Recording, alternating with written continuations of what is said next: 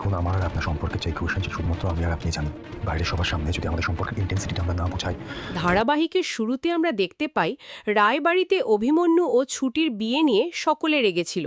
সেখানে অভিমন্যু বলে, মেয়েদের মধ্যে থেকে কেউ যদি বরণ করতে এগিয়ে না আসে তাহলে ছেলেদের ভেতর থেকেই বরণ করতে হবে। অভির কথা শুনে ঠাম্মি বলে, আমিও দেখতে চাই কে কি করতে পারে। এরপর অভিমন্যু রেহানকে ডাকে এবং রেহান বাড়ির সবার ভয়ে আস্তে আস্তে অভির দিকে আসতে থাকে।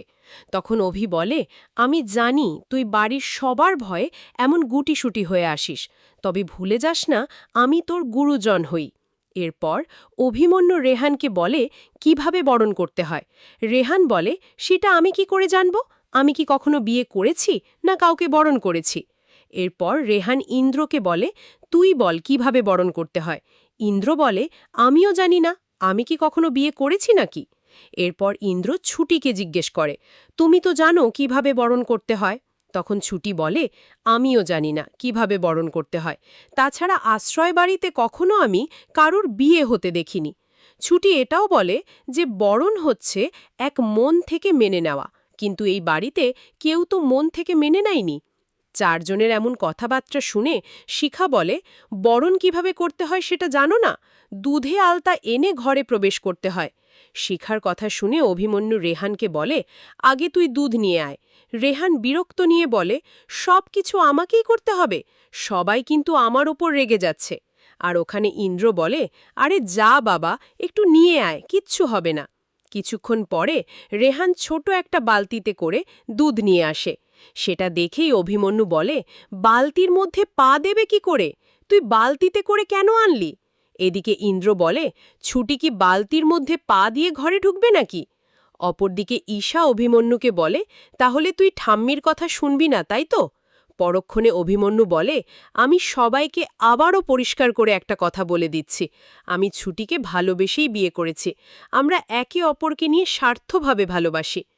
অভিমন্যুর এমন কথা শুনে ঠাম্মি জয়কে ঘরে নিয়ে যেতে বলে। এরপর ড্রয়িং রুম থেকে সবাই চলে যায়।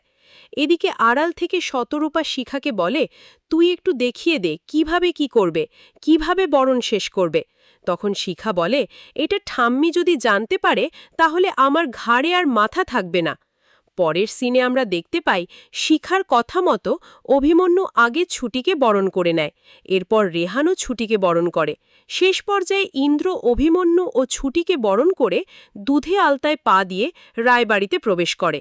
রায়বাড়িতে প্রবেশ করেই ছুটি অভিমন্যুকে বলে, আসলে আমরা খুব সাদামাটা, আপনি আমাকে কেন এসব বললেন না যে আজকে আপনার এঙ্গেজমেন্ট ছিল? ছোটবেলা থেকে ঝুমকির সাথে আমি বড় হয়েছি, ঝুমকি আমার বোনের মতো। আমার কেন জানি না মনে হচ্ছে আমার জন্য ঝুমকির জীবনটা নষ্ট হয়ে গেল, এটা আমি মেনে নিতে পারছি না। কথাটা বলেই ছুটি কান্না করতে থাকে।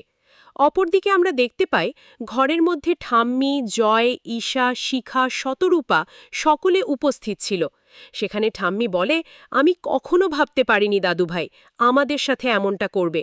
যেই পরী কি দাদুভাই ছোটবেলায় প্রতিজ্ঞা করেছিল তার জন্য এত বছর অপেক্ষা করল, আর শেষ পর্যন্ত কিনা অন্য একটা মেয়েকে ভালোবেসে বিয়ে করে আনলো। এই সব কিছু হয়েছে এই মেয়েটার জন্য।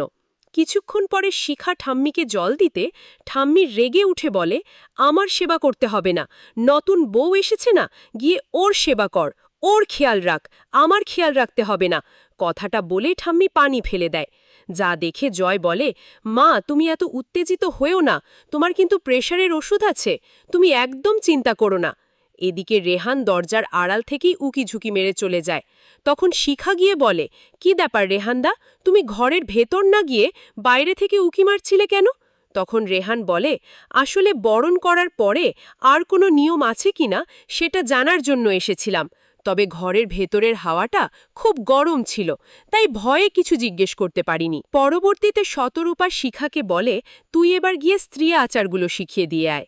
শতরূপার কথা শুনে শিখা বিরক্তা হলেও স্ত্রী আচার পালন করার জন্য ছুটির কাছে যায়।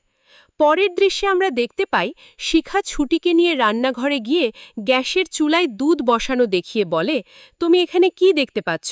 তখন ছুটি বলে, এখানে দুধ ফুটছে। ছুটির কথা শুনে শিখা বলে, আমি তোমাকে যা যা বলবো তুমি সেইগুলো বলবে। দুধ ফুটে উঠছে, মানে নতুন বউয়ের জন্য সংসার ফুলে ফেপে উঠছে। এরপর শিখা ডাউল চাউল সব দেখিয়ে বলে, তুমি এখানে কি দেখতে পাচ্ছ? ছুটি ডাউল চাউল বলে দেয় এবং পরবর্তীতে শিখা বলে, বল সব ভরা ভরা দেখতে পাচ্ছি। ছুটিও সেটাই বলে দেয়। এদিকে শিখার এমন কথাবার্তা শুনে ইন্দ্র রেহানকে বলে, এই বাড়িতে শিখার খুব পাওয়ার, দেখে মনে হচ্ছে শাশুড়ির ঠিক শাশুড়িদের মতো সবকিছু শিখিয়ে দিচ্ছে। স্ত্রী আচার শেষে অভিমন্যু ছুটিকে বলে, এবার চলো ঘরে যেতে হবে। পরক্ষণে ছুটি বলে, সম্পর্ক যেটাই হোক না কেন, যেখানে বিশ্বাস থাকে না সেখানে কোনো কিছুর স্থান পায় না। আজকে যে আপনার এঙ্গেজমেন্ট ছিল সেটা আপনি আমাকে বললেন না কেন? এই বাড়িতে সবাই আমার জন্য কষ্ট পাচ্ছে। ছুটির কথা শুনে অভিমন্যু বলে, আমাদের মধ্যে যা সম্পর্ক থাকুক না কেন, বাইরে কিন্তু সবাইকে বোঝাতে হবে আমাদের মধ্যে সম্পর্কটা ভালো আছে, না হলে কিন্তু সবার সন্দেহ করবে। শেষ পর্যায়ে আমরা দেখতে পাই অভিমন্যু ছুটিকে নিয়ে ঘরে যায় আর বলে, আজ থেকে এটাই আমাদের ঘর। এদিকে ছুটি বলে, আপনি ঝুমকির সাথে কেন এমনটা করলেন? পুরো বিষয়টা আমাকে বললেন না কেন? তখন অভিমন্যু বলে, আপনার মনে হয় আমি ঠকিয়েছি? যদি আমি এঙ্গেজমেন্ট করতাম, এমনকি এই বিয়েটা না করতাম, তাহলে আমার পরিবারের অনেক ক্ষতি হতে পারত। আগামী পর্বে আমরা দেখতে পাব ছুটি অভিমন্যু ঘরের মধ্যে চিৎকার করতে থাকে, যা দেখে শতরূপা এসে বলে, তাহলে অভি তুই আমাদের বোকা বানাচ্ছিস? অভি ছুটি কিছু না বলেই চুপচাপ দাঁড়িয়ে থাকে।